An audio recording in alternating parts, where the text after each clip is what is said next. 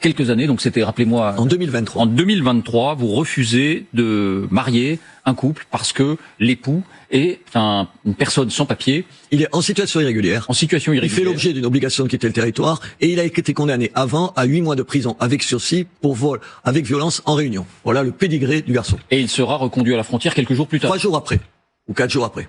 Mais la loi ne vous autorise pas, en théorie, à refuser ce mariage. Vous avez, en tant qu'élu, l'obligation pour le mariage, c'est ainsi, de procéder à cette union. Vous assumez de ne pas le faire. Quelques mois plus tard, l'an dernier précisément, il y a un an, vous êtes amené à interroger Emmanuel Macron lors d'une émission sur TF1 animée par Gilles Boulot. Et vous lui faites part de cette histoire et vous lui dites, il y a une proposition de loi qui a été faite, parce que beaucoup sont venus à vous appuyer. Oui, tous les ministres, tout le monde a dit que c'était invraisemblable, jusqu'au chef de l'État. Voilà. Et une proposition de loi a été faite en ce sens, elle n'a pas pu être adoptée pour des raisons de calendrier, on va pas revenir là-dessus, mais vous interrogez Emmanuel Macron sur le sujet, et voilà ce qu'il répond. La question, c'est est-ce que vous êtes prêt à ce que cette loi soit discutée le plus vite possible à l'Assemblée, chez les députés, pour que des maires comme moi ne se voient pas condamnés pour avoir fait un truc qui est le bon sens même.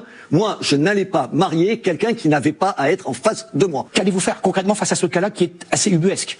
Il est ubuesque parce qu'en fait, le droit est mal fait. C'est-à-dire que le droit permet à un maire de s'opposer à un mariage s'il y a une suspicion de mariage blanc, ce qui n'a pas été le cas, le procureur ne vous a pas suivi. Et après, en effet, on ne reconnaît que la liberté de se marier, qui est une liberté constitutionnelle.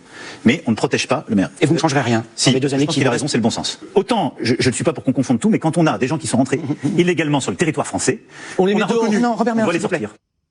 Ubuesque, une affaire de bon sens, mais vous apprenez hier donc que vous êtes renvoyé devant le tribunal, vous serez jugé le 30 septembre, et vous risquez, j'ai regardé le code pénal, 5 ans de prison, 75 000 € d'amende, et une peine d'inéligibilité. Il faut rappeler que vous avez été réélu maire il y a